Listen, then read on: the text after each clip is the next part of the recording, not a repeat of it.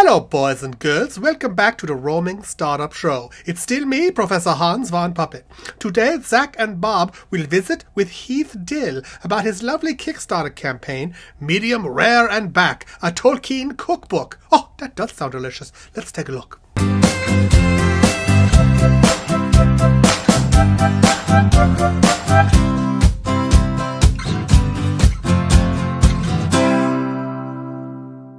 Thanks, Professor, and welcome to the Roaming Startup Show. Today we're with Heath Dill and his Kickstarter project, Medium Rare and Back Again, the Tolkien Cookbook. Heath, thanks for coming on. It's good to be here. Thank you. Well, let's dive right into it. Tell us a little bit about your project. Well, so it's going to be a cookbook with Tolkien-based recipes. Tolkien had a lot of references to food in his books. The sort of British cuisine of the Shire and the Hobbits, the sort of lightweight cuisine of the elves, the Germanish cuisine of the dwarves and so forth. And he has a ton of references to it, but there hasn't yet been a huge amount of cookbook attention paid to it. So I figured that with the movie coming out, it's prime time to see if we can give this a go and try and get this book out the door in early next year. So is this going to be your first attempt at a book, or? Yeah, I've read a couple, but this will be the first time I'm writing one. So yeah, we'll be I'll be cooperating with a good friend of mine, Corey Olson, who has a podcast known as the Tolkien Professor. And so he'll be helping me with a lot of the sourcing of the material to make sure it's accurate, represents what's in the book, not only in terms of the names of the recipes, but also kind of what foods would be available, what cooking techniques would be available, that sort of thing. So we're trying to make it pretty, as authentic as we possibly can. So this is going to be a book that not only works in the kitchen, but obviously out on the trail, Heath, because a lot of the references talked about were... Well, so Second Breakfast and stuff like that, Elevenses, those are actually references to the Hobbits, but also to practices in British cuisine. So Elevenses would actually be sort of a high tea, early afternoon, late morning type thing. But there will be some food that can go on the trail, that's for sure. There's certainly a lot of the books is spent on the road. One of the favorites is lembas bread, which in the movies you see is kind of wrapped in it looks like a banana leaf, and it's a whey bread, a bread that you would take on the trail. So that's one that people pretty consistently ask for. How many recipes will be in the book, do you know? That depends on the level of funding we're able to raise. So if we hit the initial funding target, we will have 30 recipes, each of which, or probably most of which, will have at least one or two variations. I try and make things such that, if I don't like bell peppers, so I like to have a recipe that, if I don't like something in it, I can then make a different version of it. But we'll also try and include some variants for vegetarian and vegan. And then, depending on levels of funding as they grow higher, then we'll expand to either 45 or 60, depending how much the Kickstarter raises ultimately. So what made you decide to do this project? I've been a software engineer for 15 years, which is about 3 years too long, and so I've been looking to make a change. I've had my cooking blog for a while. I've also been throwing a number of private parties, and I did recently a fundraiser for, event, which was a 5-course meal where people were then asked to give to a charity called Many Hopes that I also help out with. And so I've been doing more and more cooking over the last couple of years and really starting to explore different cuisines, different techniques. I'm able to make the book now. I think that is a big part of it, and certainly the timing of the movie doesn't hurt. It's also the 75th anniversary of when The Hobbit came out, which may or may not be coincidence with the timing of the movie itself, right? Probably pretty well timed. Yeah, one would think. So that sort of confluence of things, and certainly the enthusiasm of friend Corey prompting me to do it, because I think that his help is going to be key in this, and this will be a good time for us to work on it together. So with your rewards, we noticed there wasn't a PDF version of the book in your rewards. What made you decide to stay away from the digital copy? No, there will be a digital copy. There will also be a print version available, so I'm working through that. Let's take a second and take a look at the video real quick. Okay. Hi, my name is Heath Dill. Thanks for coming and checking out my Kickstarter project. where I'm hoping to create a cookbook of recipes from Tolkien's Middle-earth. Some of you probably know me from my blog, Delicious, while others of you are friends and family, and some of you I'm just meeting now, so hello. Now, why a Tolkien cookbook? Well, for the past few years, I've worked with my close friend Corey Olsen. Many of you know him from his wildly popular podcast, The Tolkien Professor, as well as his new book, Exploring J.R.R. Tolkien's The Hobbit. As a college professor, he's held annual Lord of the Rings movie marathons for his students, all 3 movies back to back to back, extended editions, the whole shebang. And for the past few years, I've gone down to help by catering them entirely with Tolkien-themed food. Now, I'll tell you, it wasn't easy cooking for 17 hours straight out of a faculty lounge with nothing more than a sink, a couple of outdoor gas grills, and an oven that was across campus, but we had a blast doing it.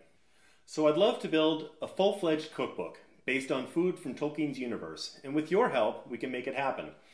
Corey and I will work hard to make sure that the recipes are really well sourced from Tolkien's books. Some, like Sam's Coney Stew and Bilbo's Meat Pies, and of course lembas bread, will be taken directly from dishes served in the books, but others will be a little goofier, like Balrog wings and maybe Naz goulash. I'll have print copies of the books made, but the online version will be 100% free and available to everyone. If you feel moved to help out, we have a number of tiers of thank you rewards for your generous pledges, from recipe cards to shirts and mugs and print copies of the book, to VIP tickets to Corey's next movie marathon, and many more. Please go check them out. If we go to at least the initial funding target within 30 days, I'll publish a cookbook with 30 recipes, each with pictures. But we can aim for 45 or 60 or more, pledges permitting. But remember, if we don't hit the target, the project doesn't get funded at all. That's just how Kickstarter works. Now, I promise I will never stop adding goals no matter how much we raise. The more we do, the more I'll work to put together a wide-ranging multimedia library of foodie fun from Middle-earth. So please, spread the project far and wide. Tell all your friends to check out the project. And thank you so much for your help. Let's do this. Heath, great video. I liked it. Let me ask a question.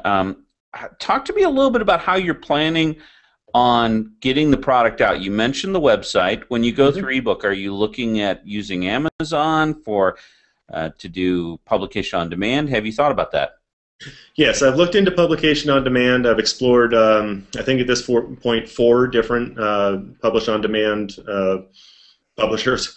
I think that once we get to ebook form, Kindle will be the first place I look for it. Get it on Amazon. So we noticed you made it on Kickstarter staff picks. Tell us a little bit about that. Oh, that was just that. I don't know what the process is for that. I just felt really, really blessed by it. It was a real hoot to see it happen. And yeah, so I don't. It's funny. I can tell when the pledges come in, if it's from a friend of mine. But outside of that, I'm not really sure if it came in through Kickstarter staff picks or if it came in through one of the other interviews that's gone up. We've had a few local interviews, and there was also a Mashable article and video that went out the other day. So it's hard to track where those are coming from, but they're all helping a huge amount. And it was definitely, I got a number of emails with people tickled by the Kickstarter staff pick. That was fun. When did they send you notification of that, Heath? When did that occur? No, I had to find it myself. The funding level. Tell us a little bit about the planning with that.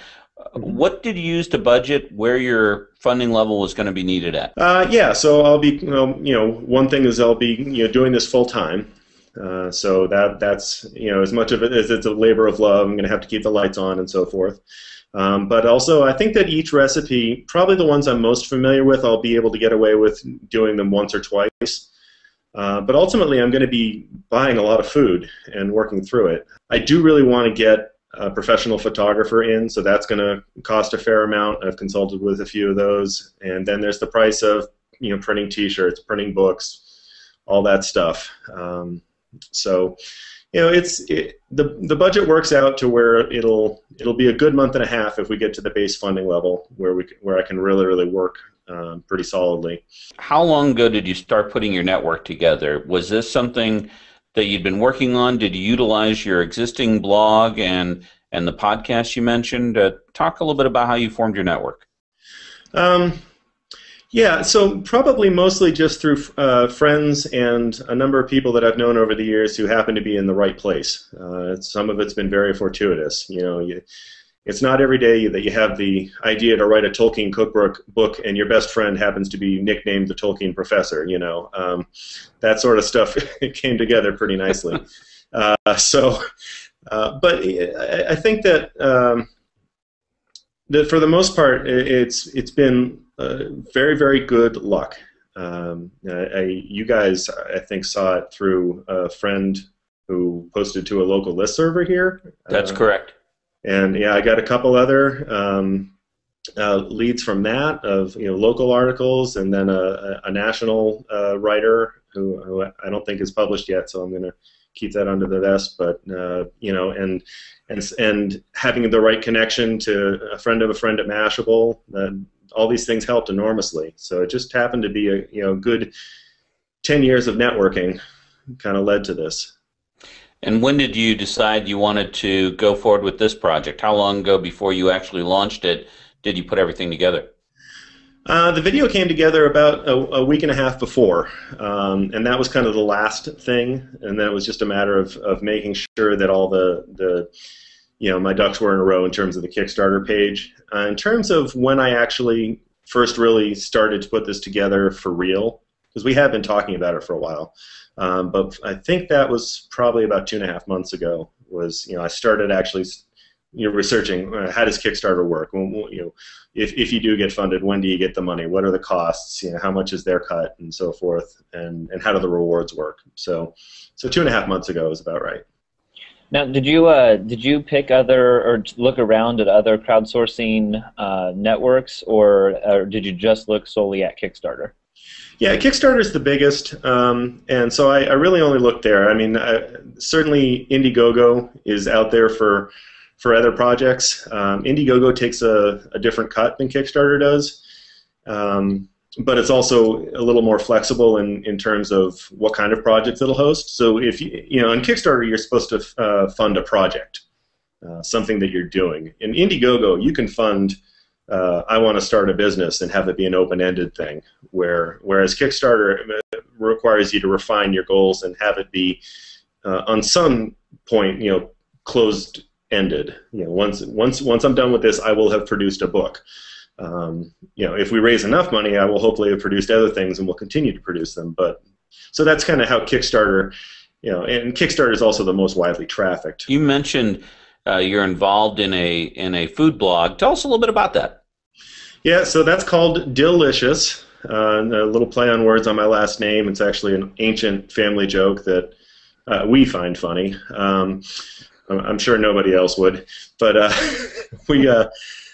so anyway, so I've been doing that for about 1.5 years, and I hadn't really posted in a little while, but I had been doing that for a while, and I started to get the hang of the writing, how to explain these recipes, how to vary them in a way that makes them more interesting to people to read. And also started to get a little hang of food photography. If you look at the blog and you go back to some of the early entries, they look like they were taken with a Fisher-Price camera or something. As time goes on, it's like, oh, I can buy lights, I can buy a tripod, things like that. Basic stuff that anyone who's actually done any photography would go, well, yeah. But I had to learn, and so those processes of really putting together how the writing went together and how the photography went together have helped a lot. Did you bring that audience with you to this Kickstarter campaign? Were you able to communicate well with them about it? I think so, yeah. Most of them are probably also happen to coincide with people who are already on my friends list on say Facebook and Twitter and so forth. So it probably wasn't too hard to bring them along, although there are a number who just found it on their own. I was running advertisements to drive people to it for a little while a couple of years ago. And so there is a decent little following there. So what are you doing full-time now? I've got about 3 weeks left on a contract as a software engineer. I'm working here near the Boston area, and so hopefully that will be wrapping up before the end of December. And then it's it's this, and see how much we raise and how long we can make this run. But yeah, so this is what may be the last software contract I end up doing. You had mentioned a charity you're involved with. Can you chat a little bit about it? So Many Hopes was founded by my friend Thomas 4 or 5 years ago. He was a reporter and went on a vacation to coastal Kenya. Well, I think he was in central Kenya, but then met with a reporter friend of his, Anthony, who is Kenyan, and they went down to coastal Kenya and saw the conditions that these children were living in. Coastal Kenya is a very impoverished place. And it really moved him, really touched his heart to see these kids, a 5-year-old girl carrying her 1-year-old brother around on her back, searching for food to feed her brother. Her brother passed away. And so Thomas was so moved by this that he and Anthony combined to make Many Hopes. The first thing they did was they built a home for 60 girls in Mtwapa, which is the name of the town there. And so they built that home. That home was a great success. They have it's a safe place for them to live. It has fresh water. It has a fish farm, a tilapia fish farm, and things like that. So they're able to provide for themselves. And since then, they've raised enough funds to build and to staff a school for 720 people over there. Yeah, so that's been their capital campaign over the past 2 years, possibly 3. And it's also what I did that charity dinner for. So has that been your primary involvement, is the charity dinners? Yeah, that's the one. That's the big ticket. I've helped out in a little bit in the capital campaigns, but I did do that one substantial dinner there. How did that go? What was the planning behind that? It sounds like you had a bunch there. Yeah, we had 15 guests there. We had live music with my friends Chris Lewis and Hanukkah Castle, which is a name that a lot of people will recognize, who especially people in the Scottish fiddle fan base. And they played, and a few of us cooked and served a 5-course meal with things like black bean and corn and bell pepper chowder. There was a risotto with grilled rabbit on it and things like that. So it was a lot of fun. And we spent all day cooking. So is the next charity event a Tolkien charity? Yeah, possibly. Yeah, we'll see. Hopefully I'll be asked a little more often. We'll see how it goes. I will be. So Corey, the Tolkien professor, will be running one of his movie marathons again next year in the summer, and this one will actually be up around here in suburban Boston. And I'll be likely catering that. So that'll be a big deal. That'll be the way we've done it in the past years is it's all 3 movies, extended editions. And so that's 6 DVDs worth of movies. And we serve food in between each DVD. And so it's going to be basically a meal for 200 people every 2.5 hours. So I'm going to need some help and a real kitchen. Now, when you're doing those kind of programs, are you using, obviously you're not using somebody's home. Where are you guys handling that kind of stuff for 200 people? Well, this year it'll be either at a local church or at a college. We're negotiating with a couple of places to see which one will be the best fit for us. But last year and the years before, it was at Corey's college, Washington College. We were set up in a faculty lounge. So we had lots of couch space to do our work on. I'm not sure if that's the best medium for slicing and dicing, but we had tons of couches and a couple tables and a sink. And then we had to go outside if we were going to actually cook anything. We had a camp stove, a 3-burner camp stove, and a grill outside, and that was our setup. So it was a wild race in and out the door quite regularly. Heath, how does somebody with your obvious passion for food become a software engineer? How does that connect up? I'm not entirely sure. That's just kind of what I fell into going out of college. It's just how that started. I think a lot of people fall into that. People who major in the sciences. I was a math and physics major, and so it just I'll go write code for a while. So if you were to give our viewers a tip to be successful on Kickstarter, what's the one thing you would tell our viewers? Make a lot of friends in the previous 10 years. I think that the important thing was to have a plan. Initially, they say that the successful campaigns tend to be the ones that have a good start out of the gate, and so you want to be ready with the emails and the Facebook messages and the Twitter messages. You want to have talked to as many people as you can, word of mouth. We launched the thing at just after midnight one night because I didn't think that through.